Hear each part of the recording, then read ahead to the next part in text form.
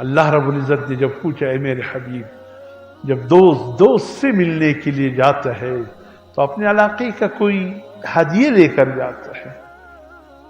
کوئٹہ والے جب کراچی جاتے ہیں تو کہتے ہیں وہاں دوست ہے، احباب ہے، چلو کوئٹہ کی کچھ سوغات، کوئی پستہ بادام لے کر جائے، دوست خوش ہو جائیں گے.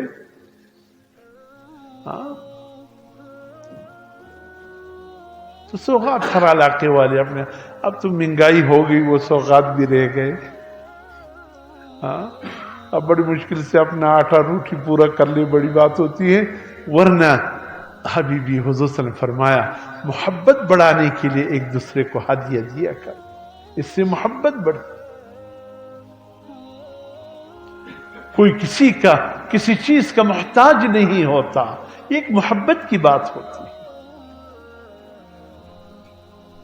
حضور نے فرمایا، اللہ پاک نے اے میرے حبیب جب آپ دنیا سے آ رہے تھے حبیب سے ملاقات کی کیا لے کر آئے؟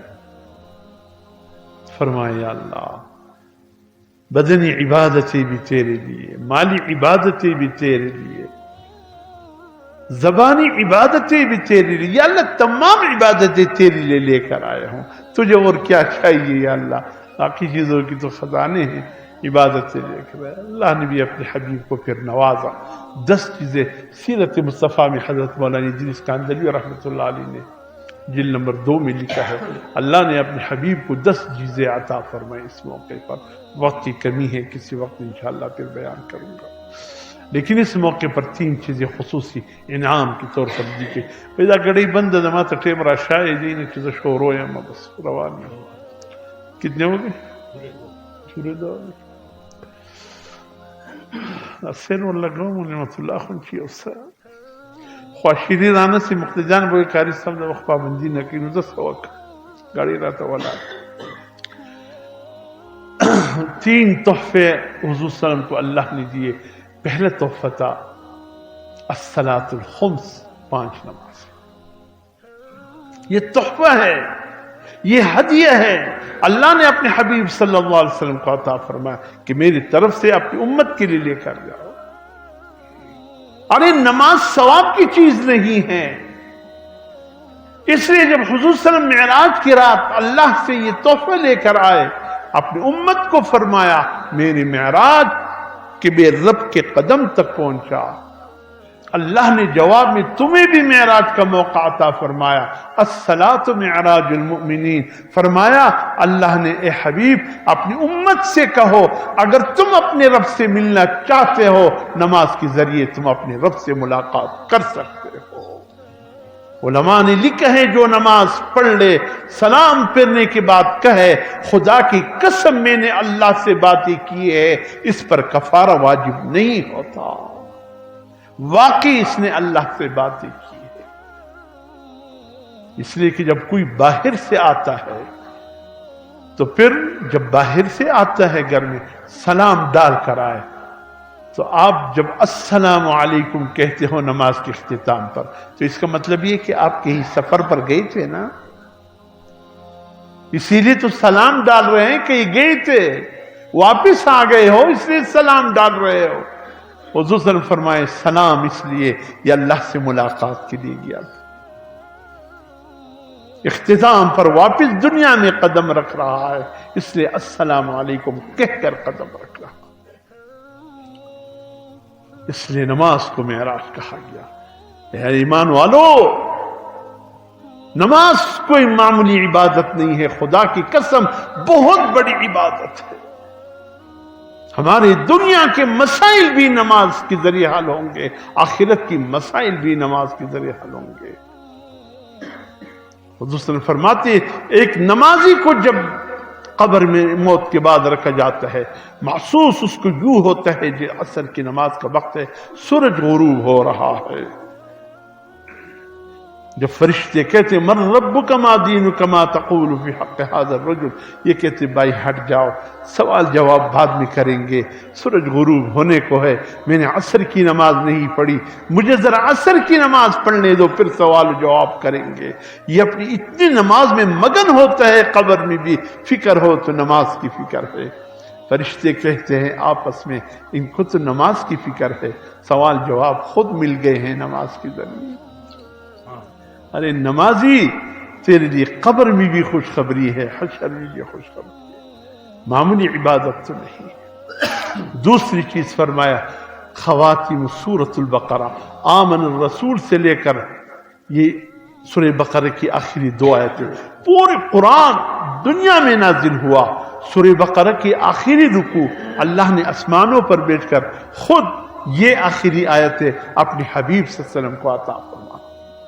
ربنا لا تؤاخذنا ان نسينا واخطانا ربنا ولا تحمل علينا اصرا كما حملته على الذين من قبلنا ربنا ولا تحملنا ما لا طاقة لنا به واعف عنا واغفر لنا وارحمنا انت مولانا فانصرنا سبحان اللہ۔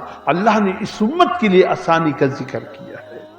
باقی قوموں پر کتنے تکلیفیں تھے، جب رات کو تاریکی میں گناہ کرتا، رات کو تاریکی میں کوئی گناہ کرتا، صبح سویرے اس کے دروازے پر فرشتے لکھ دیتے کہ رات اس نے بدکاری میں گزاری، رات اس نے شراب پی لی، رات اس نے کیا حرکت کی، اس کے دروازے پر فرشتے لکھ دیتے۔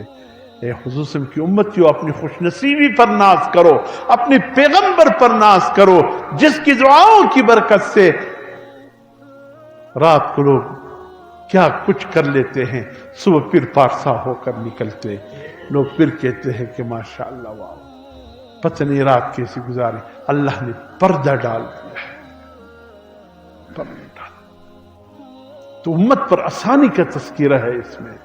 اور تیسری چیز فرمایا کہ جو